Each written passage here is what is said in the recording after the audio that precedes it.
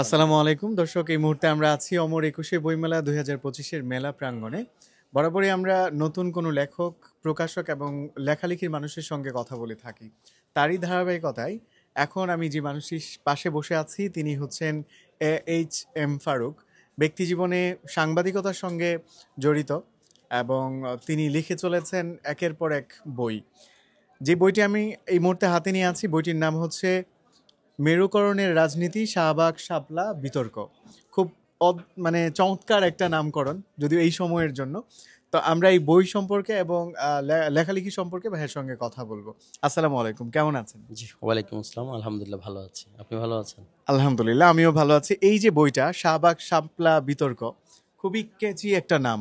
মনে হলো যে এটা পাঠক দেখলেই বা হচ্ছে চোখে পড়লেই সংগ্রহ করতে চাইবে। এরকম নাম করার পেছনে কি কোনো স্টোরি বা গল্প আছে কিনা? হ্যাঁ, ডেফিনেটলি আছে। আসলে এই বইটি হলো আপনার ইন্টারভিউ ভিত্তিক। ২০১৩, ১৪, ১৫ সালে আমাদের বাংলাদেশের যে রাজনৈতিক উত্তাল পরিস্থিতি ছিল, তখন ২০১৩ সালে আপনার শাহবাগে গণজাগরণ মঞ্চ অবস্থান নেয় এবং এরপরে একই বছর ২০১৩ সালের মেতে শাপলা চত্বরে আপনার হেফাজতে ইসলাম অবস্থান নেয়। তখন এই যে একটি দুই মেরুর জাগরণ, গণজাগরণকে ঘিরে বস্তুত পুরো দেশ দুটি ভাগে বিভক্ত হয়ে পড়ে। সচরাচর হয় কি, মানে রাজনীতির মেরুকরণ, তখন কিন্তু মেরুকরণের রাজনীতিতে ভূমিকা রাখে এই শাহবাগ গণজাগরণ মঞ্চ এবং শাপলার হেফাজতে ইসলামের অবস্থান। তো তখন আসলে বাংলাদেশের ইতিহাস এখন যেই প্রেক্ষাপটটা এসছে, এইটা কিন্তু ২০১২-১৩ সাল থেকেই আসলে শুরু হয়েছিল। যখন আপনার পঞ্চদশ সংশোধনীর মাধ্যমে সংবিধান সংশোধন করা হলো, তখন তত্ত্বাবধায়ক সরকার পদ্ধতিটা বাতিল করা হয়।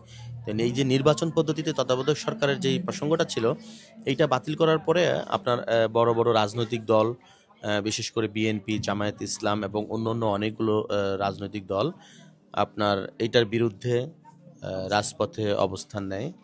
তখন যেই প্রেক্ষাপট তৈরি হয়, সেই প্রেক্ষাপট শেষ পর্যন্ত কিন্তু ২০১৪ সালে একতরফাই একটি নির্বাচন হতে আমরা দেখেছি।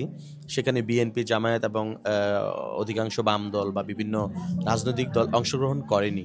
আওয়ামী লীগের নেতৃত্বে মহাজোটের দলগুলোই আসলে তখন নির্বাচনে অংশগ্রহণ করেছিল।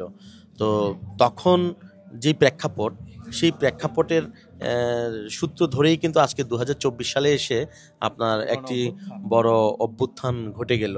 তো এই যে প্রেক্ষাপটগুলো ছিল, তখন আমাদের সংবিধান সংশোধনের আলাপ এবং সংবিধান কোন প্রক্রিয়ায় ১৯৭২ সালে সংবিধান হয়েছিল, সেই সংবিধানে বিভিন্ন সময় কী সংশোধনী এসছে, তারপরে আপনার মুক্তিযুদ্ধ, আমরা যে মুক্তিযুদ্ধকে আমরা ধারণ করি, ১৯৭১ সালে যে প্রেক্ষাপটে মুক্তিযুদ্ধ হলো, মুক্তিযুদ্ধের ৯ মাস কিভাবে কি হয়েছে, আপনার মুক্তিযোদ্ধা কমান্ডার এবং বিভিন্ন মুক্তিযুদ্ধ যারা করেছেন আমাদের সমাজে, যারা খুব সিনিয়র পার্সন আছেন, আমি তখন তাদের সাক্ষাৎকার গ্রহণ করি।